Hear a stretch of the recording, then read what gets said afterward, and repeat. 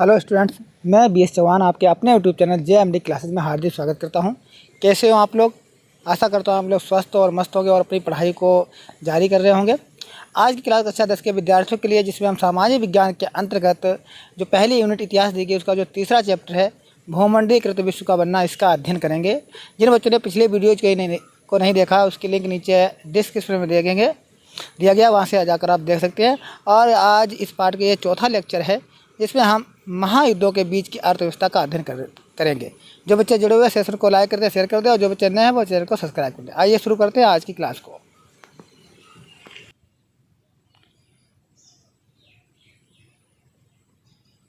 तो आइए देखते हैं बच्चों। पहला महायुद्ध मुख्य रूप से यूरोप में ही लड़ा गया था, लेकिन उसके असर सारी दुनिया में महसूस किए गए। इस अध्याय में हम जिन चीज़ों पर विचार करेंगे या कर रहे हैं, उनकी दृष्टि से एक महत्वपूर्ण प्रभाव यह रहा है कि इस युद्ध ने विश्व अर्थव्यवस्था को एक ऐसे संकट में ढकेल दिया जिससे उबरने में या जिससे निकलने में दुनिया को 3 दशक अर्थात 30 साल से भी ज़्यादा का समय लग गया। इस दौरान पूरी दुनिया में चौतरफा आर्थिक और राजनीतिक अस्थिरता बनी रही और अंत में मानवता एक और विनाशकारी महायुद्ध के नीचे कराने लगी। यानी प्रथम विश्व युद्ध की बात है और उसके बाद जो द्वितीय विश्व युद्ध हुआ, इन दो विश्व युद्धों में जो विश्व की जो अर्थव्यवस्था थी और भारत की जो अर्थव्यवस्था थी, उस पर क्या प्रभाव पड़े हैं, इन पर अब हम चर्चा करेंगे। युद्धकालीन रूपांतरण। देखिए बच्चों, जैसा कि आप जानते ही हैं, पहला विश्व युद्ध 2 खेमों के बीच लड़ा गया था। एक पाले में मित्र राष्ट्र यानी ब्रिटेन, फ्रांस और रूस थे। तो यहाँ से बच्चों ऑब्जेक्टिव क्वेश्चन बनता है, मित्र राष्ट्र में मित्र राष्ट्रों से संबंधित है, कौन सा देश मित्र राष्ट्रों से संबंधित है? तो आपको ध्यान में रखना है, मित्र राष्ट्रों से संबंधित 3 देश हैं, ब्रिटेन, फ्रांस और रूस। एक खेमा ये था। और दूसरे पाले में यानी दूसरे खेमे में केंद्रीय शक्तियाँ थीं, जिसमें जर्मनी, हंगरी, ऑस्ट्रिया, ऑटोमन तुर्की ये शामिल थे। इनको केंद्रीय शक्तियाँ कहा गया, इनको मित्र राष्ट्र कहा गया। तो मित्र राष्ट्र में कौन कौन शामिल है, ध्यान रखना, ब्रिटेन, फ्रांस, रूस। और केंद्रीय शक्तियों में कौन शामिल है, जर्मनी, ऑस्ट्रिया, हंगरी और ऑटोमन तुर्की। तो अगस्त 1914 में, यानी प्रथम जो विश्व युद्ध हुआ था, उसकी शुरुआत अगस्त 1914 में हुई थी। और जब युद्ध शुरू हुआ, उस समय बहुत सारी सरकारों को यही लगता था कि यह युद्ध ज़्यादा से ज़्यादा क्रिसमस तक ख़त्म हो जाएगा। यानी अगस्त में शुरू हुआ था, 25 दिसंबर तक जो है समाप्त हो जाएगा। पर यह युद्ध 4 सालों से भी ज़्यादा समय तक चला। यानी अगस्त 1914 में शुरू हुआ था और 1918 तक ये युद्ध चला था। इतना लोगों ने सोचा नहीं था कि ये युद्ध इतना लंबा चलेगा, और इतना लंबा चलने से जो विश्व की जो अर्थव्यवस्था थी वो ध्वस्त हो गई। मानव सभ्यता के इतिहास में ऐसा भीषण युद्ध पहले कभी नहीं हुआ था। इससे पहले ऐसा युद्ध कभी नहीं हुआ था। इस युद्ध में दुनिया के सबसे अगुआ औद्योगिक राष्ट्र एक दूसरे से जूझ रहे थे। यानी जो औद्योगिकरण की दृष्टि से जो राष्ट्र संपन्न थे, वही जो है उन्हीं देशों के बीच जो है यह युद्ध लड़ा गया था। और शत्रुओं को नेस्तनाबूद करने के लिए उनके पास बेहिसाब आधुनिक औद्योगिक शक्ति इकट्ठी हो चुकी थी। यानी बहुत ही आर्थिक संपन्न थे, साधन संपन्न थे, विभिन्न प्रकार के हथियार इनके पास थे और ये युद्ध लड़ रहे थे। यह पहला आधुनिक औद्योगिक युद्ध था। यानी इससे पहले जो युद्ध लड़े गए हैं वो इतने आधुनिक नहीं थे, क्योंकि इन युद्धों में पहली बार टैंकों का प्रयोग हुआ था, मिसाइलों का प्रयोग हुआ था। ठीक है, युद्धक टैंकों का प्रयोग हुआ था। इससे पहले जो युद्ध लड़े जाते थे उनमें इस प्रकार के अत्याधुनिक हथियारों का प्रयोग नहीं किया जाता था। लेकिन जो 1914 में युद्ध लड़ा गया था, इसमें अत्याधुनिक हथियार या उपकरणों का प्रयोग किया गया था। इस युद्ध में मशीन गनों, देखिए बच्चों, यहाँ से प्रश्न बन सकता है कि इस युद्ध में मशीन गनों, टैंकों, हवाई जहाज़ों और रासायनिक हथियारों का भयानक पैमाने पर इस्तेमाल किया गया। यानी जो रासायनिक हथियार थे, ठीक है, केमिकल जो ऑर्गन्स थे, हथियार थे, यानी केमिकलों के आधार पर भी यह युद्ध लड़ा गया था।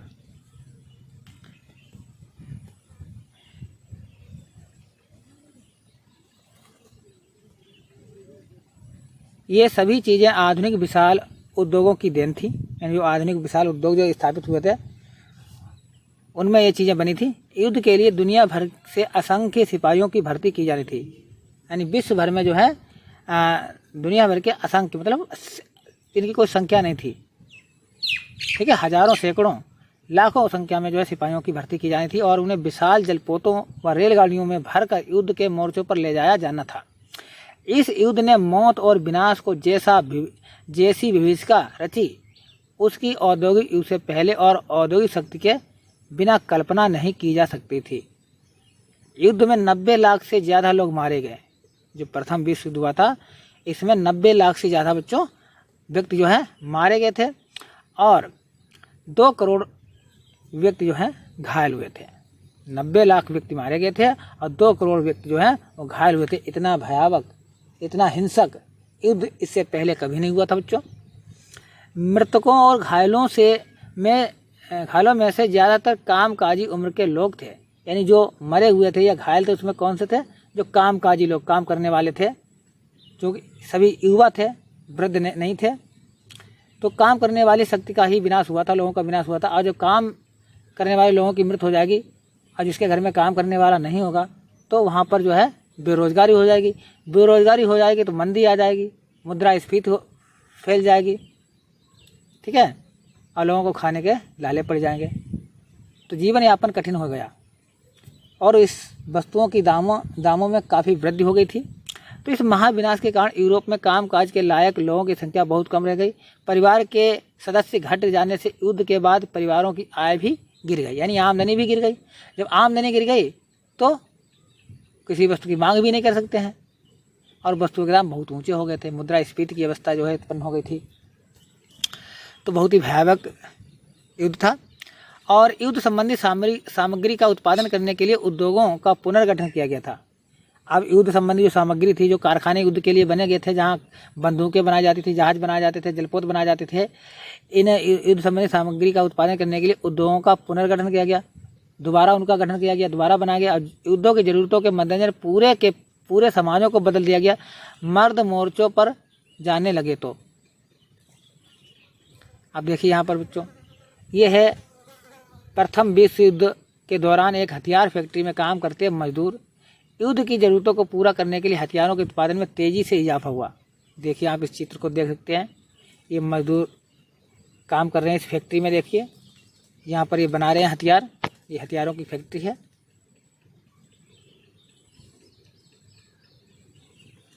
देखिए ये बम बनाई जा रही है, मिसाइलें बनाई जा रही हैं, लोग काम कर रहे हैं ये फैक्ट्री में।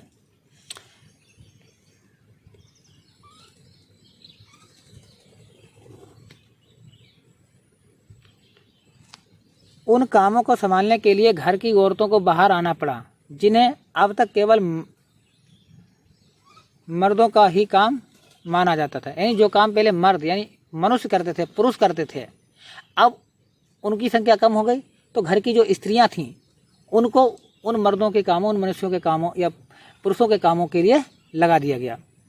युद्ध के कारण दुनिया के कुछ सबसे शक्तिशाली आर्थिक ताकतों के बीच आर्थिक संबंध टूट गए। अब वे देश एक दूसरे से बदला लेने पर उतारू हो गए और एक दूसरे के शत्रु बन गए। इस युद्ध के लिए ब्रिटेन को अमेरिकी बैंकों और अमेरिकी जनता से भारी कर्जा लेना पड़ा। जब ये युद्ध हुआ तो इसमें क्या हुआ बच्चों, जो ब्रिटेन था उसने, ब्रिटेन के पास धन की कमी हो गई तो उसने अमेरिका के बैंकों और अमेरिकी जनता से अधिक मात्रा में लोन लिया या कर्जा उधार लिया।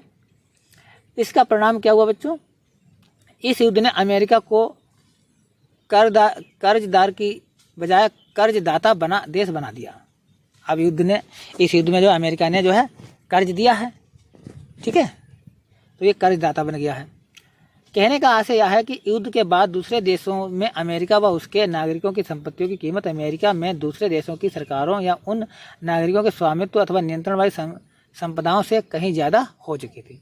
अब कहने का मतलब है अमेरिका के आर्थिक रूप से सभी देश गुलाम हो गए, क्योंकि अमेरिका से कर्जा लिया था तो अमेरिका के सभी देश कर्जदार हो गए, तो अमेरिका और अधिक शक्तिशाली हो गया। अब युद्धोत्तर सुधार, अब जो युद्ध हुआ, युद्ध समाप्त के बाद जो आर्थिक संकट उत्पन्न हुआ, इस आर्थिक संकट से उबरने के लिए क्या उपाय किए गए, सरकार ने क्या उपाय किए, विश्व के लोगों ने इस प्रथम विश्व युद्ध के समाप्त के बाद जो देश की अर्थव्यवस्था का महाविनाश हुआ, इसमें सुधार करने की आवश्यकता महसूस की गई और इसके लिए लोगों ने प्रयास किया। आइए समझते हैं इस पॉइंट में, युद्धोत्तर सुधार पॉइंट के अंतर्गत। युद्ध के बाद आर्थिक स्थिति को पटरी पर लाने का रास्ता काफ़ी मुश्किल साबित हुआ।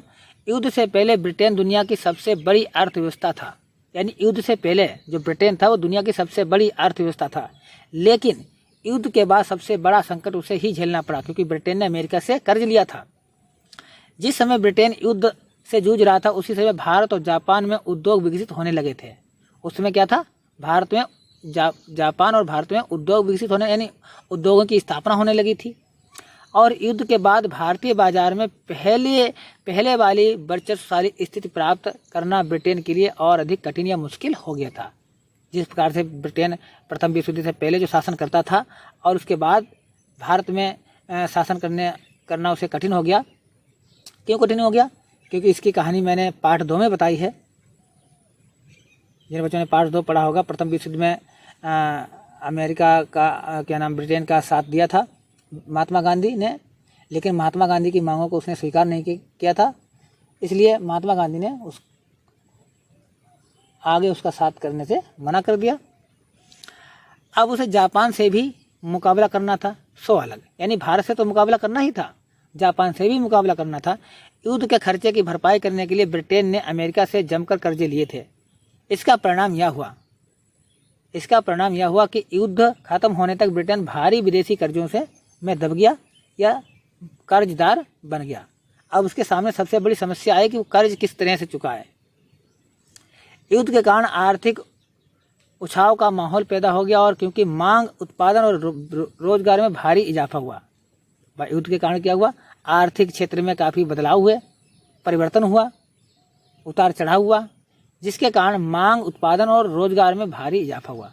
यानी मांग में भी वृद्धि हुई, मांग में कमी हुई। भाई आर्थिक जब धन नहीं था तो मांग में क्या हुई बच्चों, मांग में हुई कमी, मांग कम हुई। ठीक है, अब लोग क्या हुआ, बेरोजगार हो गए थे और उत्पादन भी नहीं हो रहा था। पर जब युद्ध के कारण पैदा हुआ उछाव शांत होने लगा तो उत्पादन गिरने लगा और बेरोजगारी बढ़ने लगी। दूसरी ओर सरकार ने भारी भरकम युद्ध संबंधी व्यय में भी कटौती शुरू कर दी ताकि शांतिकालीन करों के सहारे ही उनकी भरपाई की जा सके। इन सारे प्रयासों से जो रोजगार भारी तादाद में ख़त्म हो गया, रोजगार ख़त्म हो गया, सब बेरोजगार हो गए। तो 1921 में हर 5 में से 1 ब्रिटिश मजदूर के पास काम नहीं था। बात हो रही है 1921 की, जब प्रथम विश्व युद्ध समाप्त हो गया उसके 3 साल बाद भी हर 5 में से 1 ब्रिटिश मजदूर, यानी ब्रिटेन में काम करने वाले लोगों में 5 में से 1 के पास भी रोजगार नहीं था। रोजगार के बारे में बेचैनी और अनिश्चितता युद्धोत्तर वातावरण का अंग बन गई। अब सबसे बड़ी समस्या उनके सामने आ गई, रोजगार कैसे प्राप्त किया जाए। तो बहुत सारी कृषि आधारित अर्थव्यवस्था भी संकट में आ गई। बहुत सारी कृषि पर आधारित जो अर्थव्यवस्था थी वो भी संकट में आ गई। उदाहरण के लिए गेहूं उत्पादकों की हालत पर ही विचार अगर हम करें तो युद्ध से पहले पूर्वी यूरोप विश्व बाजार में गेहूं की आपूर्ति करने वाला एक बड़ा केंद्र था। केवल यूरोप से ही पूरे विश्व के गेहूं की मांग की पूर्ति हो जाती थी। लेकिन युद्ध के दौरान यह आपूर्ति अस्त व्यस्त हुई तो कनाडा, अमेरिका और ऑस्ट्रेलिया में गेहूं की पैदावार अचानक बढ़ने लगी। भाई ये पूर्ति नहीं कर पाया तो इन देशों में जो है इन देशों ने इसका उत्पादन बढ़ा दिया, पैदावार बढ़ने लगी। लेकिन जैसे ही युद्ध समाप्त हुआ पूर्वी यूरोप में गेहूं की पैदावार सुधरने लगी और विश्व बाजारों में गेहूं की अति के हालात पैदा हो गए, यानी गेहूं का उत्पादन बहुत ज़्यादा हो गया। जब किसी वस्तु का उत्पादन ज़्यादा हो जाता है तो उसकी कीमत ऑटोमेटिक जो है स्वतः ही कम हो जाती है। अनाज की कीमतें गिर गईं तो ग्रामीण आय कम हो गई, तो गांव वालों की आय जो है कम हो गई और किसान गहरे कर्जे के संकट में फंस गए। जब उत्पादन अधिक हो जाएगा, बाजार में मार्केट में उत्पादन अधिक पहुंच जाएगा, वस्तुएं अधिक पहुंच जाएगी और मांग होगी कम, तो उनकी जो कीमत है वस्तुओं की वो गिर जाएगी और कीमत गिरने से जो उसमें लागत लगी वो भी नहीं निकलेगी। तो किसानों ने कर्ज लेकर उत्पादन किया था, तो उत्पादन की लागत भी उनकी नहीं निकल पाएगी, जिसके कारण वो कर्ज में डूब जाएंगे। तो वे भारी संकट में किसानों को इससे काफ़ी नुकसान हुआ। किसान गहरे संकट में फंस गए कर्ज के। बड़े पैमाने पर उत्पादन और उपभोग। अब देखिए बच्चों, अमेरिका में सुधार की गति तेज रही, क्योंकि अमेरिका ने कर्जा तो लिया नहीं था, अमेरिका ने दूसरे देशों को कर्जा दिया था। तो अमेरिका में युद्ध के उपरांत जो है सुधार की गति तेज रही। हम पहले ही देख चुके हैं कि युद्ध से अमेरिका की अर्थव्यवस्था को कितना फायदा पहुंचा था। युद्ध के बाद कुछ समय के लिए तो अमेरिकी अर्थव्यवस्था को भी झटका लगा था, लेकिन 20 के दशक के शुरुआती सालों से ही अमेरिकी अर्थव्यवस्था तेजी से तरक्की के रास्ते पर बढ़ने लगी। वहाँ सुधार हो गया था। 1920 के दशक की अमेरिकी अर्थव्यवस्था की एक बड़ी खासियत थी कि बृहत उत्पादन, यानी बड़े पैमाने पर उत्पादन करना। बड़े पैमाने पर उत्पादन करना इसका मुख्य काम था, इसका चलन हो गया था। बृहत उत्पादन की और बढ़ने का सिलसिला तो 19वीं सदी के आखिर में ही शुरू हो चुका था। जो 19वीं शताब्दी थी, तभी से जो है विशाल पैमाने पर उत्पादन का कार्य शुरू हो गया था। लेकिन 1920 के दशक में तो यह अमेरिकी औद्योगिक उत्पादन की विशेषता ही बन गया था। अब यहाँ पर बड़े स्तर पर पैमाने पर जो है उत्पादन किया जा रहा था। कुछ छोटे लघु उद्योग यहाँ पर स्थापित नहीं थे, क्योंकि बड़े पैमाने पर उत्पादन करने से अधिक लाभ होता है। बड़ी बड़ी मशीनें लगी होती हैं, कम समय में माल तैयार हो जाता है, लागत भी कम आती है और मुनाफा भी ज़्यादा होता है। कार निर्माता हेनरी फोर्ड बृहत उत्पादन या विशाल उत्पादन के विख्यात प्रणेता थे। तो यहाँ से बच्चों एक प्रश्न बनता है, यहाँ से बोर्ड परीक्षा में एक प्रश्न पूछा जाता है कि हेनरी फोर्ड कौन थे। तो हेनरी फोर्ड एक प्रसिद्ध उद्योगपति थे और जिन्होंने कार का निर्माण किया था। हेनरी फोर्ड, ठीक है, इन्होंने बड़े पैमाने के उत्पादन के लिए प्रसिद्ध थे। उन्होंने शिकागो के एक बूचड़ खाने की असेंबली लाइन की तर्ज पर डेट्रॉयट के अपने कार कारखाने में भी आधुनिक असेंबली लाइन स्थापित की और शिकागो के बूचड़ खाने में मरे हुए जानवरों को एक कन्वेयर बेल्ट पर रख दिया जाता था और उसके दूसरे सिरे पर खड़े मांस विक्रेता अपने हिस्से का मांस उठाकर निकलते जाते थे। और यह देखकर फोर्ड को लगा कि गाड़ियों के उत्पादन के लिए भी असेंबली लाइन का तरीका समय और पैसे दोनों के लिहाज से किफ़ायती साबित हो सकता है। यानी माल को ले जाने के लिए, परिवहन के लिए कोई ऐसी चीज़ का निर्माण किया जाए जिसके साथ आसानी से पूरा हो सके। तो असेंबली लाइन पर मजदूरों को एक ही काम, जैसे कार के किसी खास पुर्जे को ही लगाते रहना, मशीनी ढंग से बार बार करते रहना होता था। और काम की रफ्तार इस बात से तय होती थी कि कन्वेयर बेल्ट किस रफ्तार से चलती है। जितनी तेज़ी के साथ कन्वेयर बेल्ट चलेगी उतनी तेज़ी के साथ काम होगा। यह काम की गति को बढ़ाकर प्रत्येक मजदूर की उत्पादकता को बढ़ाने का एक तरीका था। भाई जैसे बेल्ट धीरे चलेगी तो मजदूर धीरे काम करेंगे, अब बेल्ट जोर चलेगी तो मजदूर भी जोर काम करेंगे, जिसके कारण प्रति मजदूर की जो उत्पादकता, प्रति श्रमिक की जो उत्पादकता वो बढ़ जाएगी। उत्पादकता बढ़ने से उद्योगपति को लाभ होगा। कन्वेयर बेल्ट के साथ खड़े होने के बाद कोई मजदूर अपने काम में ढील करने या कुछ पल के लिए भी अवकाश लेने का जोखिम नहीं उठा सकता था। और इस व्यवस्था में मजदूर अपने साथियों के साथ बातचीत भी नहीं कर सकते थे। इसका नतीजा यह हुआ कि हेनरी फोर्ड के कारखाने की असेंबली लाइन से हर 3 मिनट में एक कार तैयार होकर निकलने लगी। इससे पहले की पद्धतियों के मुकाबले यह रफ्तार कई गुना ज़्यादा थी। टी मॉडल नामक कार बृहत उत्पादन या विशाल उत्पादन या बड़े पैमाने के उत्पादन पद्धति से बनी पहली कार थी।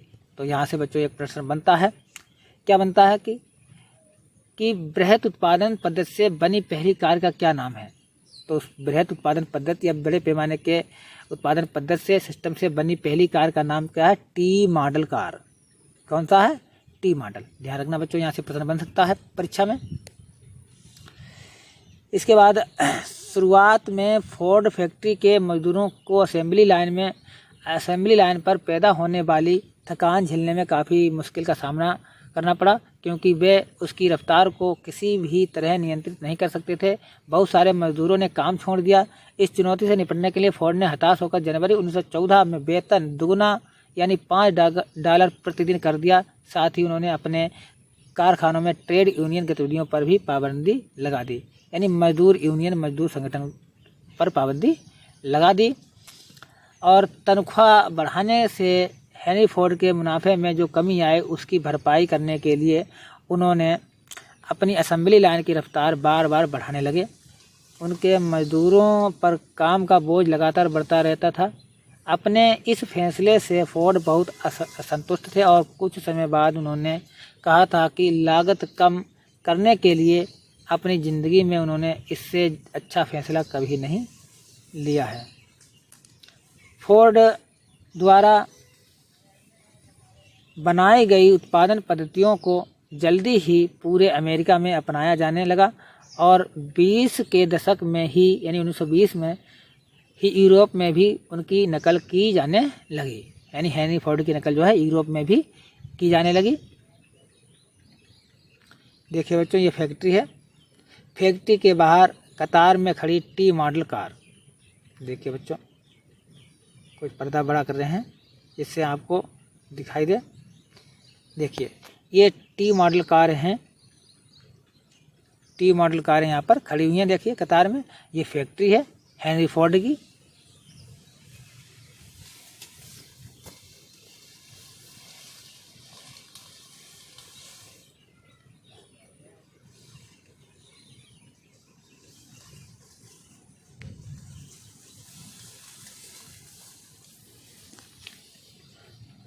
बृहत उत्पादन पद्धति से इंजीनियरिंग आधारित चीज़ों की लागत और कीमत में कमी ला दी।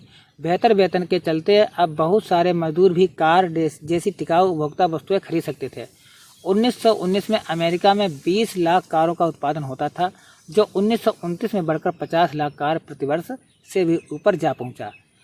इसके साथ ही साथ बहुत सारे लोग fridge, washing machine, radio, gramophone players आदि भी खरीदने लगे। ये सब चीज़ें हायर परचेज व्यवस्था के तहत खरीदी जाती थी, यानी लोग ये सारी चीज़ें कर्जे पर खरीदते थे और उनकी कीमत साप्ताहिक या मासिक किस्तों में चुकाई जाती थी। मकानों के निर्माण और निजी मकानों की संख्या में वृद्धि से भी फ्रिज, वॉशिंग मशीन आदि उपकरणों की मांग में काफ़ी इजाफा हुआ, संख्या बढ़ी। और उल्लेखनीय है कि घरों का निर्माण या खरीदारी में भी कर्जे पर ही की जाने लगी। 1920 के दशक में आवास और निर्माण क्षेत्र में आए उछाल से अमेरिकी संबंधता का आधार पैदा हो चुका था। मकानों के निर्माण और घरेलू ज़रूरत की चीज़ों में निवेश से रोजगार और मांग बढ़ने लगी थी। दूसरी ओर उपभोग भी बढ़ता था। बढ़ते उपभोग के लिए ज़्यादा निवेश की ज़रूरत थी, जिससे और नए रोजगार और आमदनी में वृद्धि होने लगी थी। 1923 में अमेरिका शेष विश्व को पूंजी का निर्यात दोबारा करने लगा था और वह दुनिया में सबसे बड़ा कर्जदाता देश बन गया था। कब बना था? 1923 की बात है बच्चों। अमेरिका द्वारा आयात और पूंजी निर्यात ने यूरोपीय अर्थव्यवस्था को भी संकट से उबारने में मदद की। देखिए बच्चों, यहाँ से क्या हुआ, जब अमेरिका ने जो आयात और पूंजी निर्यात, तो निर्यात का मतलब होता है जो भी चीज़ है, कोई वस्तु हो या पूंजी हो।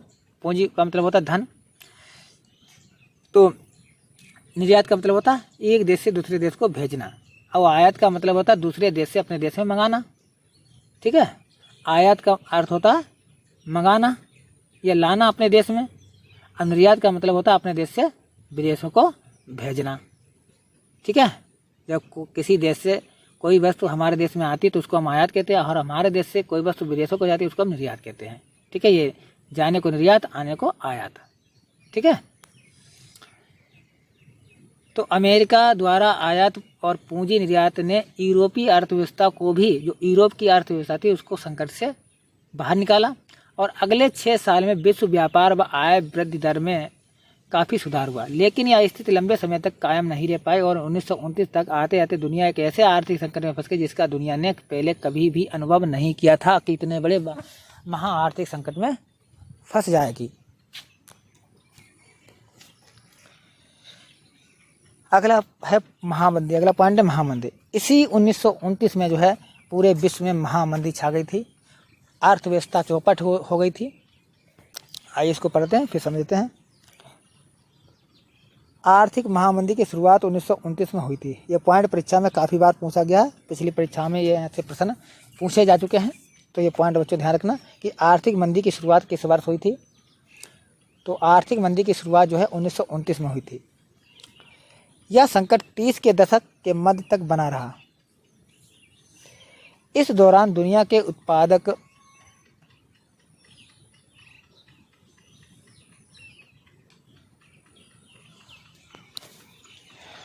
ज़्यादातर हिस्सों के उत्पादन, रोजगार, आय और व्यापार में भयानक गिरावट दर्ज की गई। इस मंदी का समय और असर सब देशों में एक जैसा नहीं था। यानी जो आर्थिक मंदी आई थी, वैश्विक आर्थिक मंदी, इस आर्थिक मंदी का प्रभाव जो है विश्व के विभिन्न देशों में अलग अलग पड़ा था। किसी देश पर सबसे ज़्यादा पड़ा था, किसी देश में कम पड़ा था। लेकिन आमतौर पर ऐसा माना जा सकता है कि कृषि क्षेत्रों और समुदायों पर इसका सबसे बुरा प्रभाव पड़ा था। यानी कृषि क्षेत्र में, यानी किसानों पर इसका सबसे बुरा असर पड़ा था। ऐसा इसलिए हुआ क्योंकि औद्योगिक उत्पादों की तुलना में खेतीय उत्पादों की कीमतों में ज़्यादा भारी और ज़्यादा समय तक कमी बनी रही थी। चूँकि कृषि में जो माल उत्पादित होता है वो तुरंत बेचा जाता है, नहीं बेचोगे सड़ जाएगा, ख़राब हो जाएगा। लेकिन उद्योगों में जो कारखानों में वस्तुएं बनती है वो लंबे समय तक बनी रखी रहती हैं, ख़राब नहीं होती हैं। तो इस कारण जो है किसानों को औने पौने दामों में जो है, यानी कम कीमतों पर अपने माल को बेचना पड़ता है। तो इसलिए किसानों को सबसे ज़्यादा इस युद्ध में जो है नुकसान हुआ था, वैश्विक आर्थिक मंदी में। इस महामंदी के कई कारण थे। जो ये महामंदी आई थी इसके पीछे कई कारण थे। यह हम पहले ही देख चुके हैं कि उत्तरोत्तर विश्व अर्थव्यवस्था कितनी कमज़ोर थी। पहला कारण क्या था, ये पहला पॉइंट है बच्चों, कि कृषि क्षेत्र में अति उत्पादन की समस्या बनी हुई थी। यानी जो कृषि क्षेत्र था उसमें अति उत्पादन, यानी उत्पादन आवश्यकता से ज़्यादा हो गया था। जब उत्पादन आवश्यकता से ज़्यादा हो जाता है, ठीक है, तो उसकी कीमत स्वतः ही कम हो जाती है। जब उत्पादन ज़्यादा होगा, बाज़ार में वस्तुएं ज़्यादा जाएंगी, और जब वस्तुएं ज़्यादा जाएंगी, मांग करने वाले कम होंगे, खरीदने वाले कम होंगे, तो स्वतः ही उनकी कीमत जो है कम हो जाती है। कृषि उत्पादों की कीमतें गिरती कीमतों के कारण स्थिति और ख़राब हो गई, ठीक है। और जब कीमतें गिरी तो उसकी जो स्थिति थी, किसानों की जो स्थिति थी वो और ख़राब हो गई। कीमतें गिरी और किसानों की आय घटने लगी। जब कीमतें गिर जाएंगी तो किसानों की जो आमदनी है, जो आय है, जो इनकम है, वो कम होने लगेगी। तो आमदनी बढ़ाने के लिए किसान उत्पादन बढ़ाने का प्रयास करने लगे, ताकि कम कीमत पर ही सही लेकिन ज़्यादा माल पैदा करके वे अपना आय स्तर बनाए रख सकें। लेकिन फ़ायदा उनको फिर भी नहीं हुआ, नुकसान के अलावा। फलस्वरूप कृषि बाज़ारों में उत्पादों की आमद और भी बढ़ गई। जाहिर है कीमतें और नीचे चली गईं और ख़रीदारों के अभाव में कृषि उपज पड़ी सड़ने लगी, ठीक है। एक तो पहला पॉइंट ये हो गया कि अति उत्पादन की समस्या, ठीक है बच्चों। दूसरा पॉइंट क्या है? दूसरा पॉइंट है 1920 के दशक के मध्य में बहुत सारे देशों ने अमेरिका से कर्जे लेकर अपनी निवेश संबंधी आवश्यकताओं को पूरा किया था। जब हालात अच्छे थे तो अमेरिका ने कर्जा जुटाना बहुत आसान था, लेकिन संकट का संकेत मिलते ही अमेरिकी उद्योगपतियों, जो उद्यमी थे, उनके होश उड़ गए। 1928 के पहले 6 माह तक विदेशों में अमेरिका का कर्जा $1 अरब था। अब साल भर के भीतर यह कर्जा घटकर केवल चौथाई रह गया। जो देश अमेरिकी कर्जे पर सबसे ज़्यादा निर्भर थे, उनके सामने सबसे बड़ा संकट या गहरा संकट खड़ा हो गया, क्योंकि अमेरिका के पास भी इतनी पूंजी नहीं थी, अमेरिका का भी धन डूबा हुआ था। तो भले ही सब देशों में एक जैसा प्रभाव ना पड़ा हो, लेकिन अमेरिकी पूंजी के लौट जाने से पूरी दुनिया पर असर जरूर पड़ा। यूरोप में कई बड़े बैंक धराशायी हो गए। यूरोप के जितने भी बैंक थे वो सभी धराशायी हो गए, यानी वो भी बैंक भी कर्जे में डूब गए। बैंकों की रकम भी वापस नहीं आई और कई देशों की मुद्राओं की कीमत बुरी तरह गिर गई। और इस झटके से ब्रिटिश पाउंड भी नहीं बच पाया, यानी जो ब्रिटिश की जो मुद्रा थी वो भी नहीं बच पाई, और लैटिन अमेरिका और अन्य स्थानों पर कृषि एवं कच्चे माल की कीमतों में तेज़ी से लुढ़कने लगी। अमेरिकी सरकार इस महामंदी से अपनी अर्थव्यवस्था को बचाने के लिए आयातित उत्पादों या पदार्थों पर 2 गुना सीमा शुल्क वसूल करने लगी। इस फैसले ने विश्व व्यापार की कमर तोड़ दी, यानी विश्व व्यापार और महंगा हो गया।